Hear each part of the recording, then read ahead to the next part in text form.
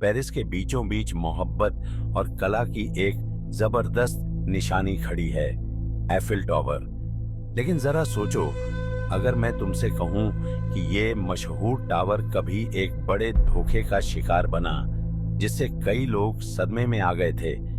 ये 1920 का दौर था, जब लोग काफी उम्मीदों से भरे हुए थे। इकोनॉमी तेजी से बढ़ रही थी और जैज का जमाना था।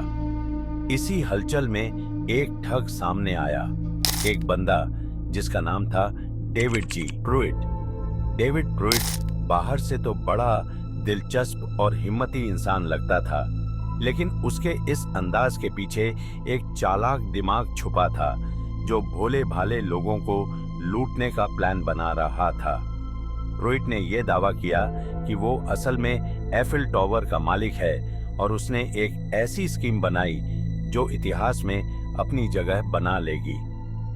एक ऐसी स्कीम जिसने पूरी दुनिया को हैरान कर दिया। फर्जी कागजात का इस्तेमाल करते हुए प्रूइट ने कई अमीर इन्वेस्टर्स को यह यकीन दिला दिया कि उसके पास एफिल टॉवर को बेचने का कानूनी हक है। उसने एक झूठी कहानी बनाई कि एक सीक्रेट डील हो रही है, जिसमें ये मशहूर तारीखी टावर प्राइवेट हाथों में चला जाएगा। जरा वो सीन इमेजिन करो, एक लग्जरी ऑफिस जहां पैसों और शोहरत के ख्वाबों से भरे इन्वेस्टर्स बैठे हैं।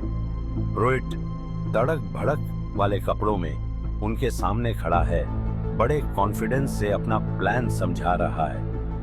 वो उन्हें बेपनाह दौलत का वादा करता है, एक ऐसा इन्वेस्टमेंट का मौका जो पहले कभी नहीं मिला। एफिल टॉवर, मोहब्बत और बुलंदियों की निशानी, अब उनके हाथ में आ सकता है। लेकिन एफिल टॉवर की चमक दमक के पीछे एक गहरा राज छुपा था। प्रूइट अकेला नहीं था अपने इस धोखे में। उसके साथियों का एक पूरा नेटवर्क था जो उसके प्लान को और भी पक्का बनाने में मदद कर रहे थे। उन्होंने उसके झूठे दावों का साथ दिया, ऐसा नकली माहौल बना दिया जिससे बड़े से बड़ा होशियार इन्वेस्टर भी उसके जाल में फंस जाए। जैसे जैसे पैसा आता गया, प्रूइट का कॉन्फिडेंस भी बढ़ता गया। वो झूठ पर झूठ बोलता जा रहा था, लेकिन हर डील के बाद उसे लगता था कि वो कभी पकड़ा नहीं जाएगा। मगर कानून की चक्की धीरे धीरे चल रही थी।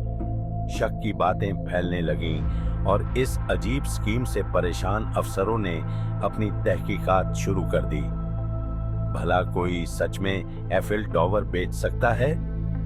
ज्यादा वक्त नहीं लगा जब प्रूइट का नकाब गिरने लगा। उसके नकली कागजात सामने आ गए और जो झूठ का जाल उसने बुना था, वो धीरे धीरे खुलता चला गया। हकीकत तो सबकी सोच से भी ज्यादा चौंकाने वाली निकली।